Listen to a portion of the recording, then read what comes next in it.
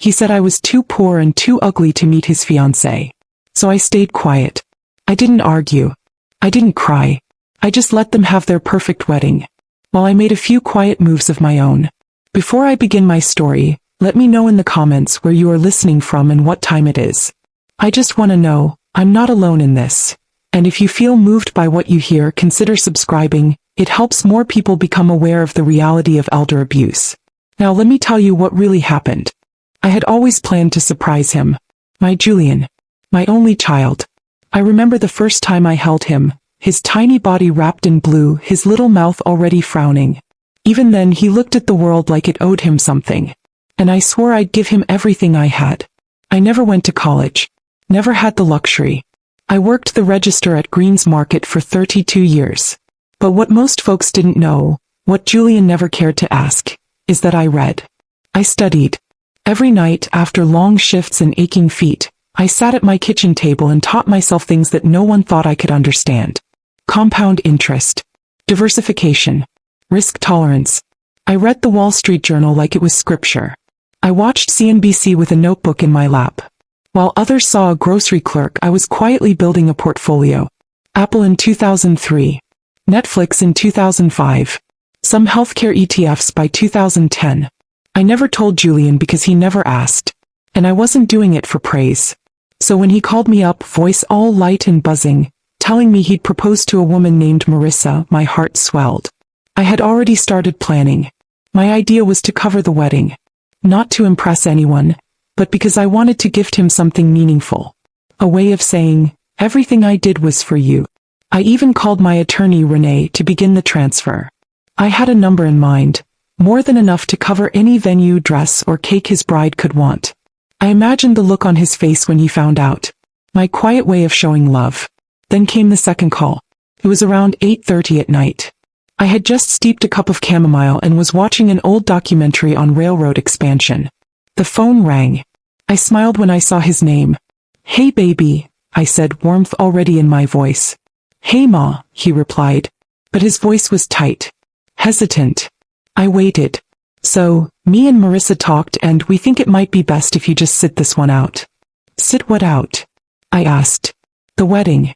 Just the ceremony and reception. You know, it's gonna be really upscale and a lot of Marissa's family are very traditional." I blinked, confused. "I don't understand. You don't want me there." He hesitated again. "It's not like that. We just want everything to go smoothly." I tried to laugh it off. "Julian baby, I already got my dress picked. And I got a little something planned too. You'll see." He cut me off. "No. Don't do that. Don't make this a thing." I felt my throat tighten. "Sweetheart, I was planning to help. I wanted to contribute. This is your big day." That's when his voice changed. The mask dropped. "Mom, look, don't take this the wrong way. But you'd embarrass me. The way you talk. The way you dress. You just look poor." The silence that followed was louder than any scream. I didn't cry, not right away. I just sat there, phone still warm in my hand, staring into the steam rising from my tea. It felt like the air had been punched out of my lungs. I had raised this boy. Worked double shifts so he could go to summer camps. Took out a payday loan once just to buy him a band uniform. Sewed patches onto his jeans so he wouldn't feel less than around the other kids. And now, at the moment I thought I'd finally see the fruit of all that labor, he told me I wasn't good enough to be seen. The next morning I woke up still thinking maybe he'd call. Maybe he'd say it was stress talking. But the call never came. So I made one of my own. I called Renee. "Cancel the transfer," I said. "You sure?" she asked, clearly surprised. "I'm sure." Then I did something I hadn't done in years. I walked to the garage, turned on the old space heater and pulled out the shoebox labeled watch list. Inside were all my notes, stock forecasts, price tracking, annotated printouts from the early 2000s. And beneath them the catalog Julian had circled a few years ago. The one where he pointed at a black Mercedes S-Class and said, "When I make real money, I'm buying that for myself. No help. Just me." I smiled for the first time in days. I didn't want revenge. That's not who I am. But I did want peace. And sometimes, peace comes when people finally see you for who you are, and realize they never bothered to look before. I met with Renee in person 2 days later. We talked about reallocating funds, and I mentioned I was interested in a few commercial real estate opportunities. Anything specific in mind? She asked. I took out the Langford Estate brochure. I heard it's under restructuring. Renee raised her eyebrows. That's where the reception's being held. I nodded. Yes. I know. She didn't ask any more questions. Just smiled and opened her laptop. A week later the title was in my name. Just like the car. Just like the control. Julian hadn't invited me. But I never needed an invitation to walk into something I owned. I didn't tell a soul. Not Renee, not my neighbor Gloria, not even the mailman I sometimes shared jokes with at the front gate. The day the ownership transfer went through, I quietly poured myself a glass of water and sat on my back porch. The Langford estate was mine now. Well, technically it belonged to a shell company I controlled. I had Renee set it up years ago for tax purposes, long before Julian ever met Marissa. I'd always believed in keeping assets clean and names off paper where possible. Not to hide, just to move in peace. The Langford estate was a historic wedding venue on the edge of town. A sprawling Georgian-style estate with manicured gardens, oak-lined paths, and chandeliers that sparkled like falling stars. Julian once told me Marissa had dreamed of getting married there since she was a teenager. And now she would. On my property. It wasn't about hurting him. Truly it wasn't. I wasn't going to show up and shout, "Surprise, I'm rich." No. What I wanted was to stand in that building and feel something they never gave me. Presence. I didn't need their recognition. I just needed to see with my own eyes the life I was once willing to build for my son. When he didn't think I belonged in. I called the estate's coordinator and let them know I'd be present during the wedding day. Not for the ceremony, of course, but to check on the new hardwood installation in the east parlor. She didn't ask questions. Just told me they'd reserve the owner's lounge for my convenience. Then I bought the car. It was petty maybe, but it felt right. The Mercedes S-Class had been Julian's dream since he was 23. I remember him showing me the photo once while I was folding his laundry. Top of the line, he said. One day I'll have this. No help from anyone. I had smiled and said, you will. And I meant it. Even when he rolled his eyes. Now I owned it. Deep black. Silver trim. Custom leather. I paid in full at the dealership, and the salesman had the nerve to look shocked when I slid over the check. This car is a statement, Miss Barron, he said. Yes, I replied. Let it speak. The week before the wedding, I watched from afar as Julian and Marissa posted excited updates. Venue walkthroughs, tastings, dress fittings. Everything filtered through curated photos and fancy captions. Not once did they mention me. Not even to pretend I'd be there in spirit. I wasn't even a ghost in their plans. Renee called the night before. Still planning to go? Yes, I said, but I won't interrupt. You sure? I took a breath. I just want to be present. That's all. The morning of the reception I dressed in quiet elegance. A slate gray tailored suit, pearl earrings, soft leather shoes. Nothing flashy. Just clean. I brushed my hair back into a bun and looked in the mirror. You look like money, I told my reflection. Now act like peace. When I pulled into the estate it was like driving through memory. The trees shimmered in the late afternoon light. The valet gave me a little bow when he opened my car door. Welcome, Miss Barron. Owner's lounge has been prepped. The wedding party should be arriving soon. Thank you, I said. I'm just here to observe. I didn't go into the main ballroom. I sat in the owner's suite behind the glass wall, sipping lemon water and watching staff scurry like ants preparing everything just right. And then through the side window I saw Marissa. She looked radiant. Soft cream satin gown, delicate curls, diamond studs in her ears. She was instructing someone about flowers when her eyes flicked up toward me. She squinted, curious, not hostile. And then she smiled. I hadn't expected that. A few minutes later someone knocked gently on the door. It was Marissa. I'm so sorry to bother you, she said, peeking in. You must be the new owner. We were told someone might be on site today. I just wanted to say thank you. This place means everything to me. I rose slowly, extended my hand. I'm Evelyn. Evelyn Barron. She tilted her head, puzzled. Then her face shifted just slightly. A flicker of realization. Oh, she said. Julian's mother? Yes. Well, I'm glad you're here, she said. And you look wonderful, by the way. That surprised me more than the smile. "Thank you," I replied. "You're a beautiful bride." She left, still smiling, and I sat back down. My chest felt strange, warm, complicated. Minutes later, Julian arrived. He didn't see me at first. He was laughing with groomsmen, strutting like a man who believed the world was finally clapping for him. And then he looked up. He froze. For a split second, I saw the little boy again, the one who ran to me after his first school fight, bleeding lip and trembling arms. Now he just stared. He walked up slowly, face unreadable. "What are you doing here?" he asked quietly. I stood tall. "Come." My voice like velvet over steel. "Didn't you hear? I own the building." His mouth twitched. "Seriously?" I said nothing.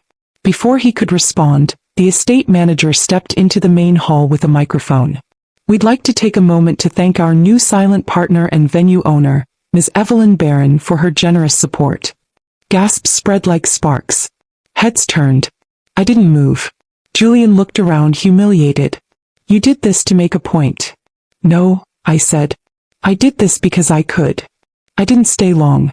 Once the reception began, I walked through the garden, past the rows of string lights and champagne flutes, and slipped quietly out the front gate. As I drove away, the Mercedes gliding down the moonlit road, I felt something in me settle. He didn't see me coming. But now he'll never forget I was there. I didn't think about it again for a while. After the reception, I went home, slipped off my heels, and soaked my feet like I used to after long days at the store. The silence of my house wrapped around me like a soft blanket. No fanfare. No photographers. Just me, a bowl of warm water, and the hum of the old fridge in the kitchen. I didn't need to relive what happened. It was already etched in memory. The way Julian's mouth tightened. The shock in the guests' faces. The tremble in Marissa's smile when she finally realized who I was. But I didn't do it for them. I did it for me. Still, the air had shifted after that day. Word traveled. Family members who hadn't called in years suddenly remembered my number. Distant cousins started liking my photos on Facebook. One even commented, "Wow, Auntie, you've been low-key rich." I didn't reply. Julian, though, he didn't say a word. Not a thank you. Not an apology. Nothing. I wasn't surprised. Then, about 3 months later, I overheard something that made me pause. I was at the bank finalizing paperwork on a new investment property when I heard the woman behind the counter chatting with a client about a house for sale in Buckhead. A 4-bedroom with high windows and a finished basement. "There's a young couple bidding on it," she said. "Name's Barron, I think." I didn't say anything at the time. But later that evening, curiosity got the best of me. I pulled up the listing and saw it. White brick, black shutters, wraparound porch. Julian had good taste, I'll give him that. The asking price was steep, though. I doubted he and Marissa had the funds. I gave it a week. Then I made an offer. Full cash, no contingencies. I didn't go through my LLC this time. I used my full name. Evelyn Barron. It closed in 4 days. I wasn't doing it to block them. Honestly, I doubted they'd even realize what happened. People like Julian rarely check public records. They just get upset when things don't work out. I waited another week.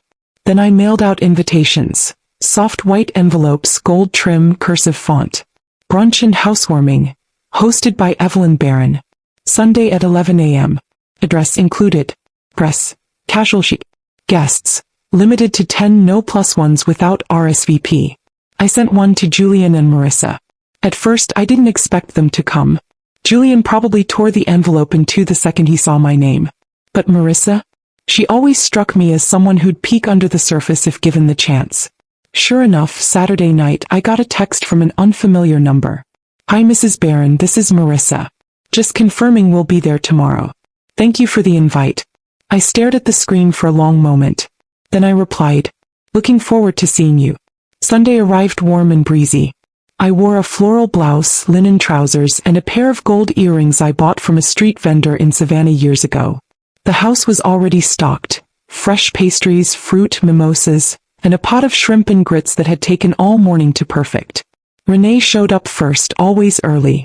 She brought me a tiny bonsai tree in a glass dish. I gave her the tour while we waited. The doorbell rang around noon. I opened it to find Marissa standing in a soft blue dress, hair curled neatly, heels in hand. Julian stood beside her, hands in his pockets, looking like he'd bitten his tongue the entire ride over. "Welcome," I said. Marissa smiled. "The house is beautiful." Julian said nothing, just glanced around like he'd been sucker punched. I let them in, gave them the same tour I gave Renee. I noticed the exact moment Julian realized where he was. His neck stiffened. His eyes lingered a little too long on the arched windows, the kitchen backsplash, the red oak floors. He knew this house.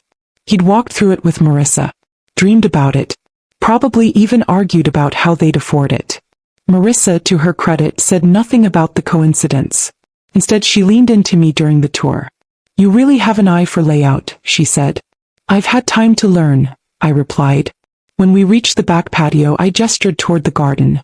"I'm thinking of putting in raised beds," I said. "Tomatoes, herbs. Something to keep my hands busy." Marissa nodded. "That sounds wonderful." Julian finally spoke. "So what, you just bought this out of spite?" I turned to him slowly. The other guests had wandered off inside. "No," I said, keeping my voice even. "I bought it because I liked it. Same reason you wanted it, I assume." He folded his arms. "You really enjoy showing me up, huh?" "No," I said again, more softly this time. "I enjoy silence. And good light. And waking up without hearing the words, 'too ugly,' ringing in my ears." His mouth opened, then closed. "I invited you here because you're my son," I said. "Not because you earned it." He stared at me for a long moment, then turned and walked back inside.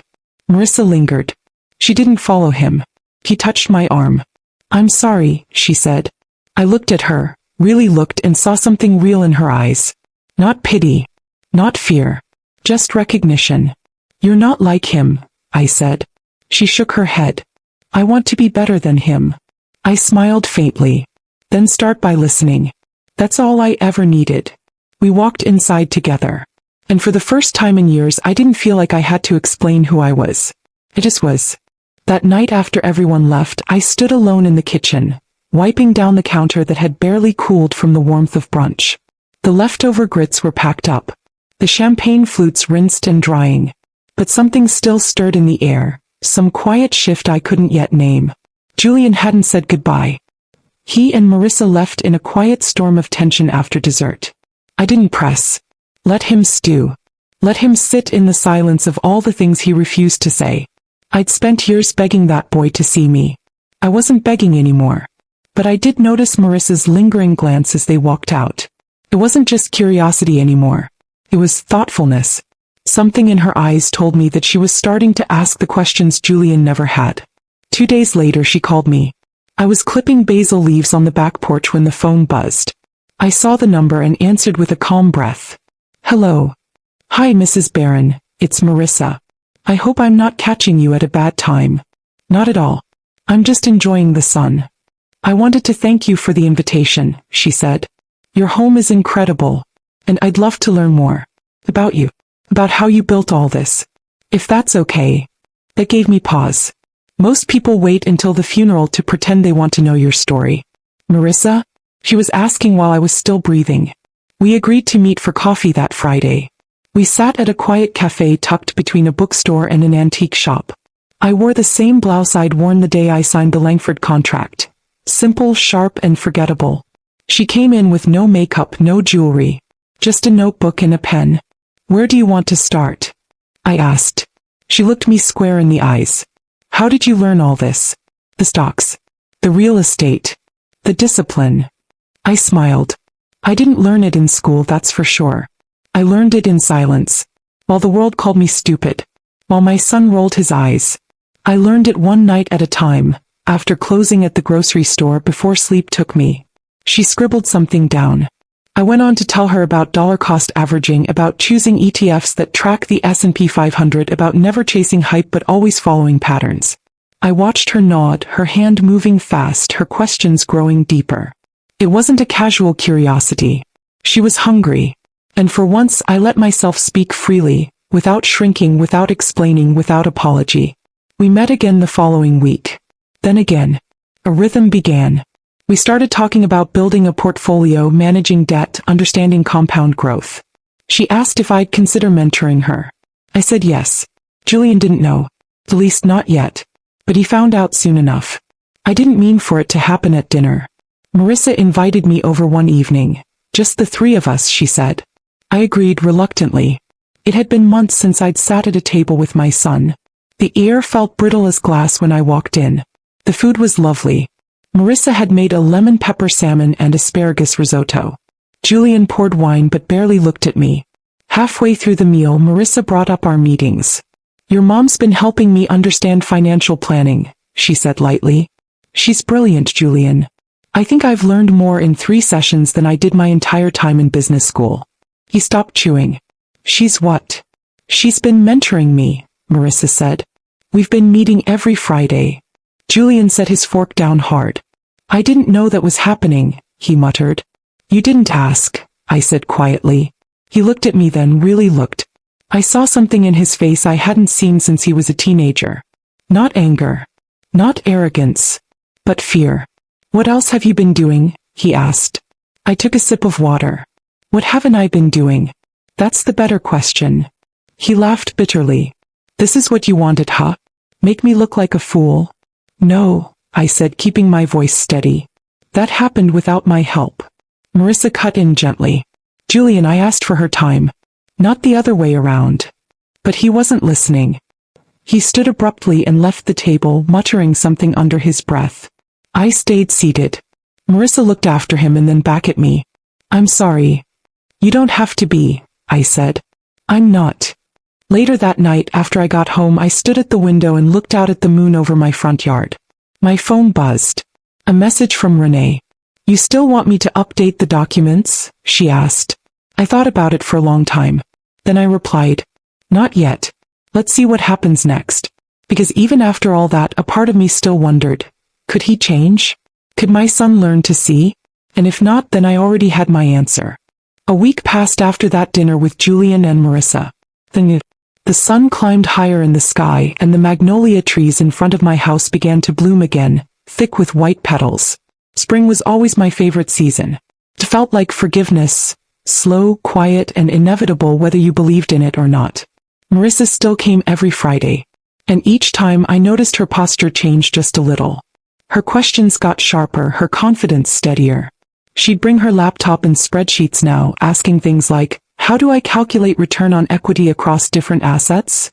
And can I roll over that Roth IRA from my old job? It made me proud to see her mind waking up. One Friday we were reviewing a real estate deal she was thinking about, a fixer-upper duplex on the east side, when she suddenly paused mid-sentence. Evelyn, she said, do you think Julian even realizes what he lost? I didn't answer right away. I sipped my lemon tea and stared out at the yard. I think, I said slowly, he's only just beginning to suspect. She nodded. He's been quiet lately. Not angry. Just quieter.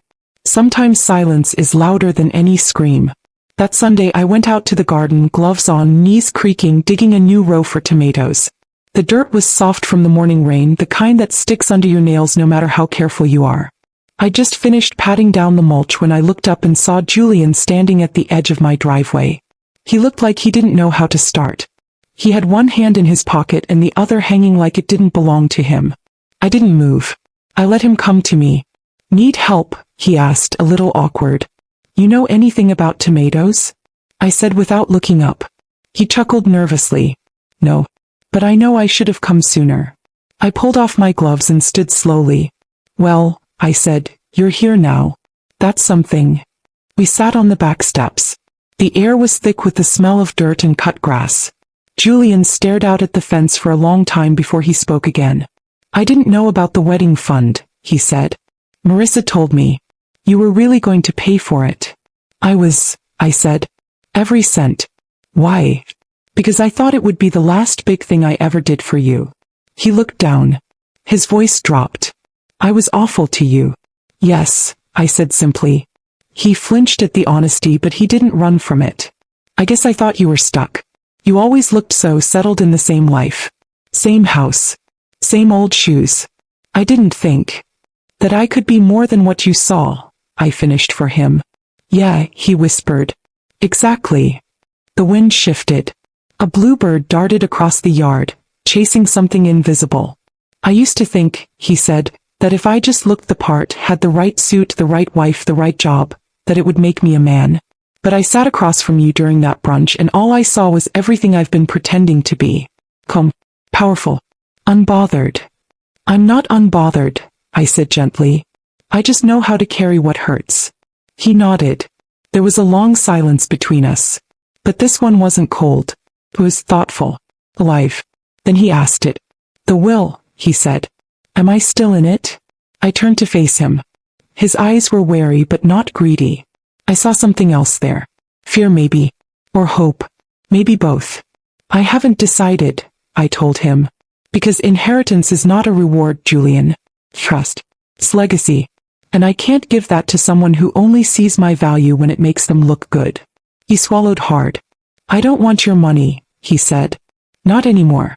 I don't want to be shut out of your life. I looked at him. Really looked. And for the first time in years I saw something soft return to his features. Something boyish. Something real. I'm not shutting you out, I said. But I am watching. I'm watching how you show up. Not just for me but for your wife.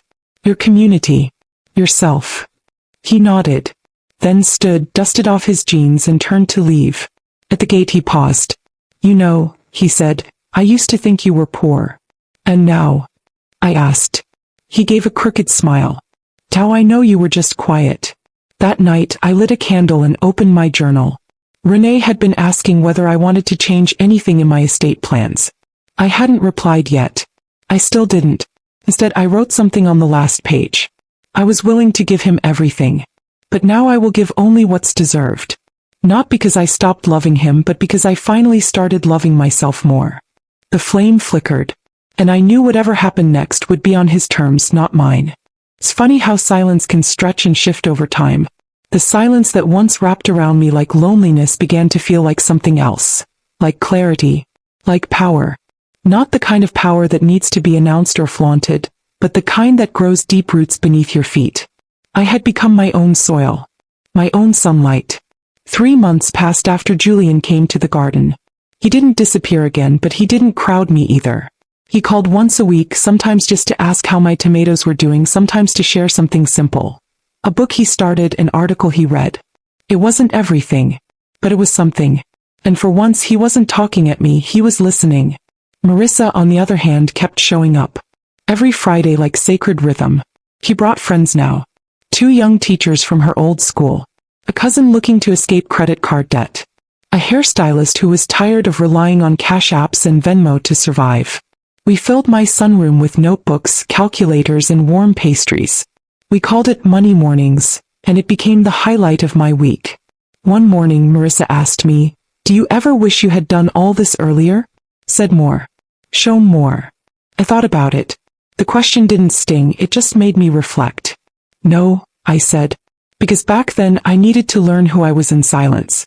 Now I get to be loud if I want to. But it's my choice. That Friday as we wrapped up, one of the women asked, "Evelyn, you ever think about starting something? Like a foundation or program?" The idea lingered.